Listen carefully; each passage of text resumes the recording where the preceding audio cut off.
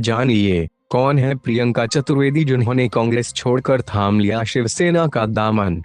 प्रियंका चतुर्वेदी का नाम पिछले कुछ दिनों से लगातार सुर्खियां बटोर रहा है। राजनीति हलकों की बात करें तो वहां पर इस नाम की चर्चा काफी तेज हो गई है। आपकी जिज्ञासा को शांत करने के लिए बता दें कि प्रियंका ने कांग्रेस का दामन छोड़कर आज ही शिवसेना का हाथ थाम लिया है। प्रियंका चतुर्वेदी कांग्रेस की तेज तर्रार प्रवक्ता थीं। वह अक्सर न्यूज चैनलों पर होने वाली राजनीतिक बहस में कांग्रेस के पक्ष को मजबूती से रखते हुए नजर आती थीं। वह बीते कई दिनों से संगठन में अपनी उपेक्षा और उनके साथ कुछ नेताओं की कथित बदसलूकी से नाराज थीं। कांग्रेस का हाथ छोड़ने की ये बनी वजह। प्रियंका ने पिछले दिनों उत्तर प्रदेश के मथुरा में राफेल डील को लेकर एक प्रेस कॉन्फ्रेंस की थी। इस दौरान कांग्रेस के ही कार्यकर्ताओं ने प्रियंका से अभद्र व्यवहार किया था, जिसकी शिकायत उन्होंने कांग्रेस अनुशासनात्मक कमेटी से की थी। उनकी शिकायत पर सौन ज्ञान लेते हुए आरोपियों पर कार्यवाही भी की गई, लेकिन बाद में पार्टी ने दोषी कार्यकर्ताओं के खिलाफ की गई अनुशासनात्मक कार्यवाही को निरस्त कर दिया था। इस पूरे प्रकरण ने उनकी नाराजगी को बढ़ा दिया था और उन्होंने कांग्रेस से अलग होने का मन बनाया था। ट्विटर पर निराशा।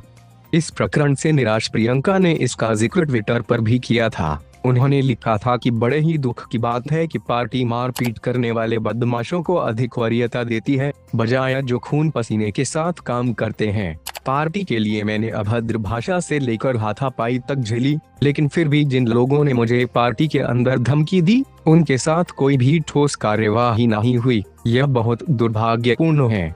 शिवसेना में शामिल होने पर दिया बयान।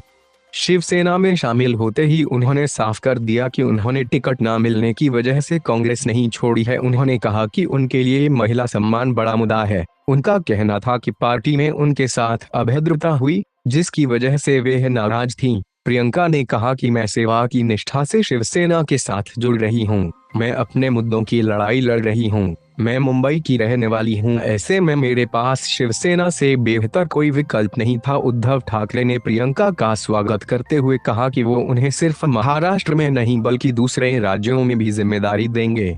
बेटी को धमकी मिलने पर भी नहीं हुई चुप। प्रियंका कांग्रेस की बेहद प्रखर प्रवक्ता रही हैं। इसी वजह से पिछले वर्ष जुलाई में उन्हें यहां तक धमकी मिली थी कि यदि वह चुप नहीं रही तो उनकी बेटी का दुष्कर्म कर दिया जाएगा। इसकी मुंबई में इसकी शिकायत के बाद आरोपी को गिरफ्तार कर लिया गया था। आरोपी के खिलाफ पास्को एक्ट के तहत मामला दर्ज किया गया था। उन्होंने इस घटना के बाद एक कॉलेज में अपने भाषण के दौरान यहाँ तक कहा था कि इसे एक सामान्य बात नहीं बनने दें। उनका कहना था कि डिजिटल सहिष्णुता उतनी ही जरूरी है जितनी लोकतांत्रिक सहिष्णुता जरूरी है, और अगर सभी लोगों की आवाज को लोकतंत्र में नहीं सुना गया तो यह जीवित नहीं रहने वाला है।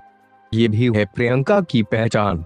लेकिन प्रियंका का राजनीतिक प्रोफाइल सिर्फ यहीं तक नहीं है। ऐसा भी नहीं है कि वह सिर्फ राजनीति के कारण की चर्चा का विषय बनी है। कांग्रेस की राष्ट्रीय प्रवक्ता होने के अलावा वे तहलका, डीएनए और फर्स्ट पोस्ट की स्तंभकार रही हैं। इसके अलावा वे 2 एनजीओ भी चलाती हैं जो बच्चों की शिक्षा, महिला सशक्तिकरण और हेल्थ को लेकर काम करती हैं। वह बुक रिव्यू को लेकर एक ब्लॉग भी चलाती हैं जो भारत के टॉप 10 में गिना जाता है।